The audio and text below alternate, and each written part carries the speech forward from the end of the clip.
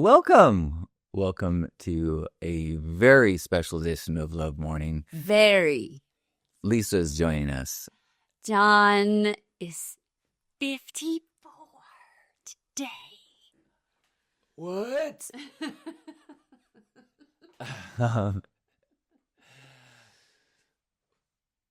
Since it is a tradition to start with a song, I'm gonna make it up. How will she sing along? We don't know how it goes yet, but we know it will be good. Because it is John's birthday, it's Definitely understood that.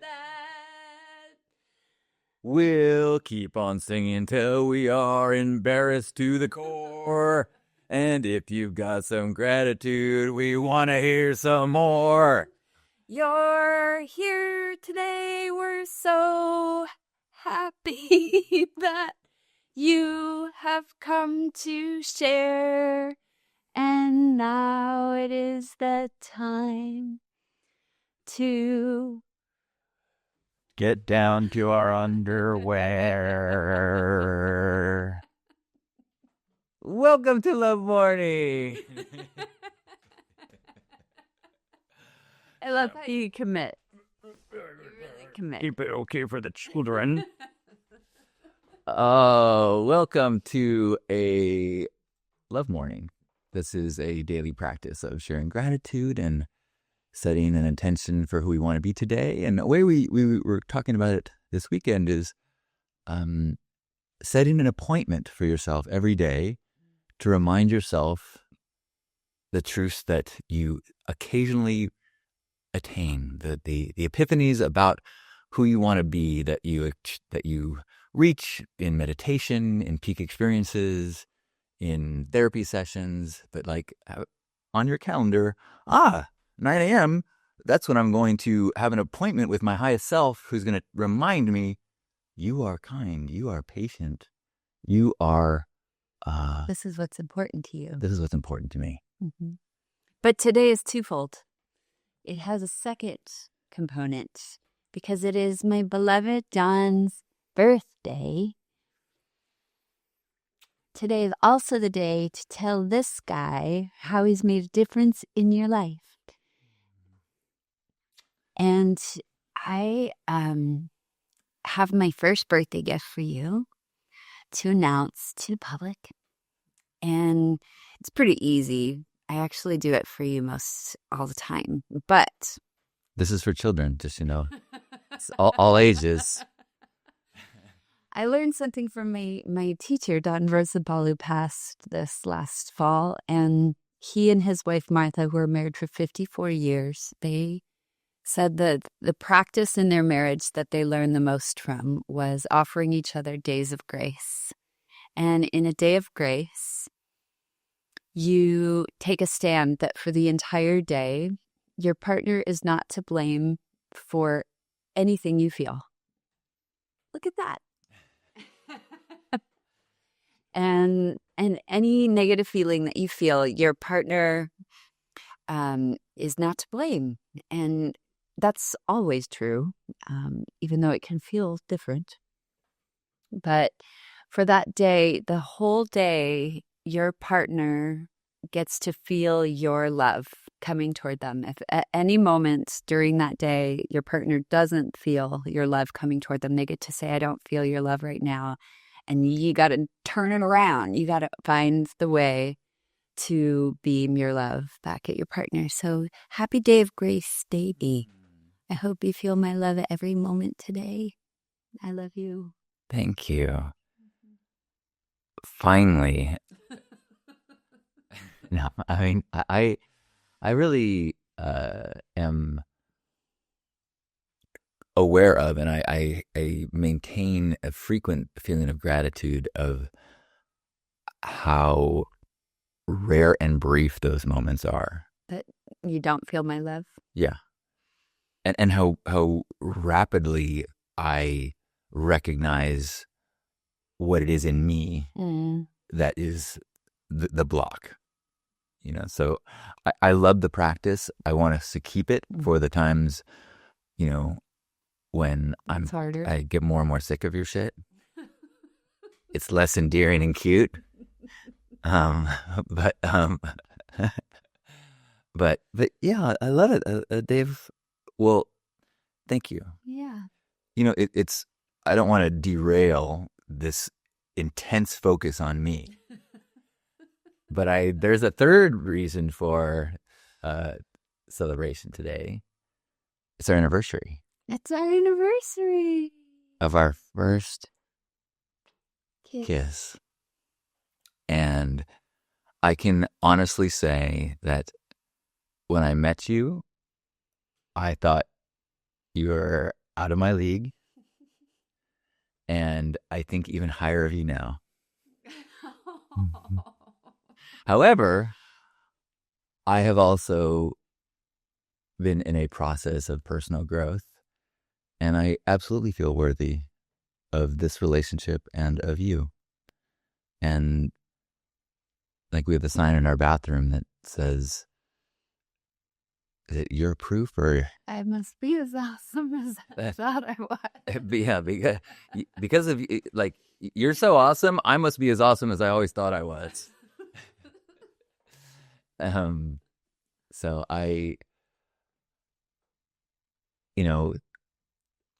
reflecting on this past year and the gratitude of this past year, it's interesting because the achievements or the list of landmark moments of the year are not, performing at blank or, successful penis enlargement surgery. Things with my past exciting things, but it's like moving into this home with you and really having daily gratitude and appreciation for home with you. Keeping our plants alive. Yeah, the day-to-day joys of everyday life are exceptional. And we were contemplating on what was happening a year ago and where each of us was at and how long ago that feels and how many successes we've had in communication and in navigation and and not joyful. Right. I mean, it's a big part of this last year was Janus's passing. And that was in looking back over this year, I was just talking with Betsy, my Stay Sparked co-star and dear friend, and really reflecting on like, oh wow, that was a big part of the last year. And I don't have like the way it taints the year is not negatively. Yeah. Same with Dawn, my teacher. Yeah. And so, I mean, if you would have asked me 15 years ago, if you would have listed the highlights of my year being home life, landscaping decisions, the being present for the death of a friend, sharing time with my parents, I would say, I think you're confused. I think you're talking to somebody else. What? So, thank goodness, because the lifestyle of 15 years ago would not pave the way for a very long life, I don't think. So I'm super grateful for the deep and more subtle joys of my life right now. Subtle is the wrong word. Mundane, more just. But even that feels like a judgment. Negative. Yeah, it's like I guess a younger version of me would have that Right. be a negative, Right. but it's um the the delta between high and depth. It's just as intense. It's just there's more to the roots. That's right. Does that make sense? Yeah, totally. Yeah. Um. Thanks for all the birthday wishes coming. Yeah.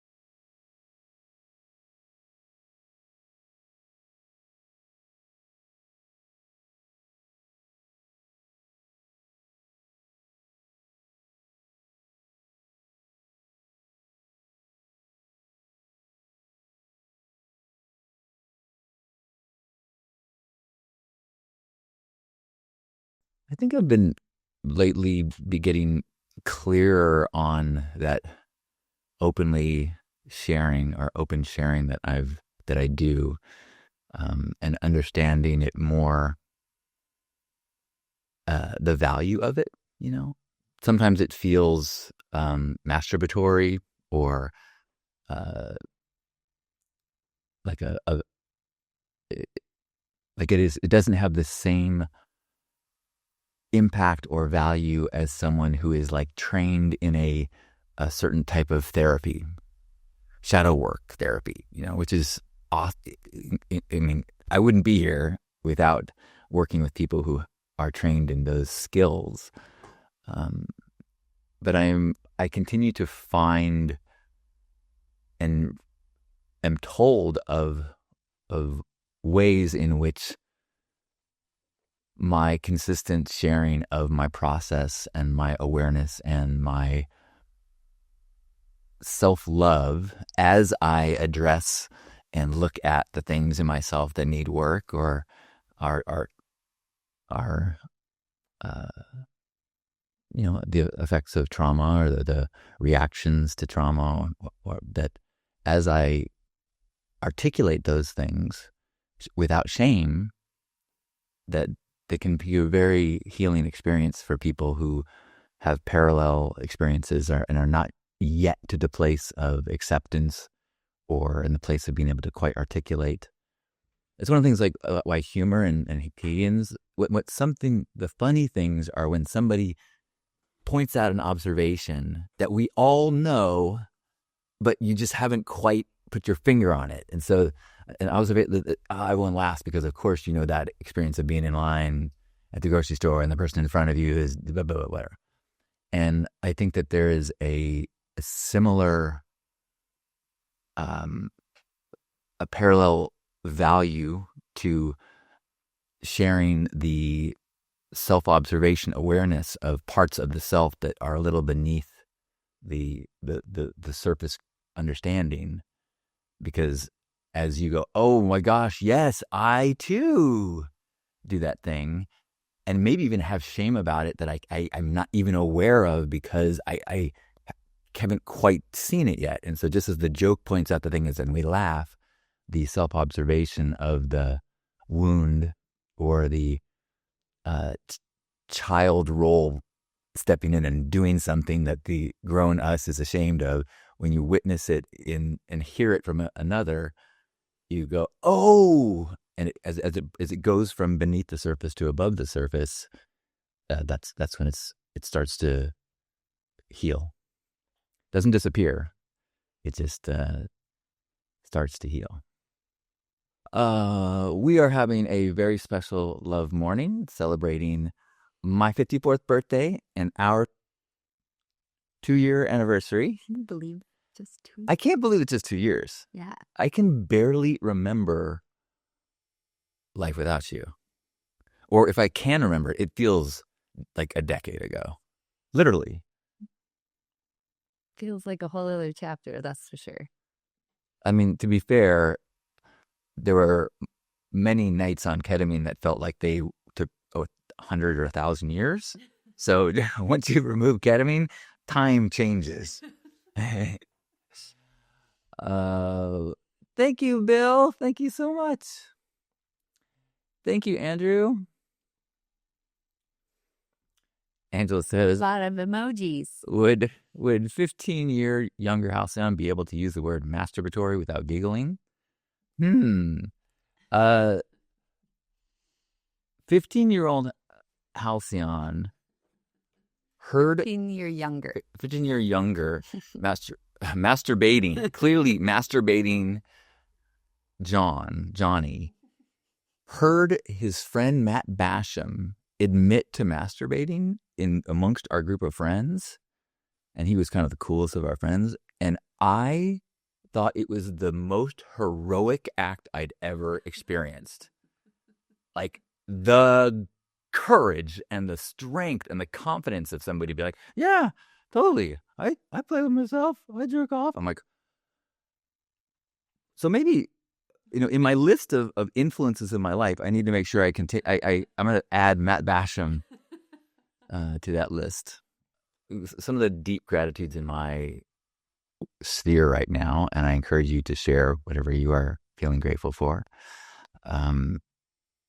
is the importance of family, my awareness of the importance of family, and my ability to spend so much time with family. I was talking with my mom. I had dinner with her last night before the two of us went to choir practice together. And then I left there to go bowling with my men's group. I took his mom home, and it was really sweet. I got to say to her that, a friend told me, there comes a day when you realize your birthday is more about your mother, and got to really thank her for May 28th, 1971. Yeah. Oh, yeah. I mean, first off, like, again, 15 years ago, if you would have said, hey, what do you think about going to choir practice with your mom and then going bowling? I would have been like, again, wrong. There must be another Johnston that you meant to give this message to. But in talking with my mom, I was asking her, how many of your friends have relationships like this with their children? And she said none. Mm-hmm. She has friends who have good relationships, and but none that have the proximity to visit like we do, and a very few that have conversations like we do, where I speak with her as I would my best friend. Mm-hmm. There's outside of bragging about my sexual conquests, which she will readily say, do not tell me about, John. There are things a mother should not know.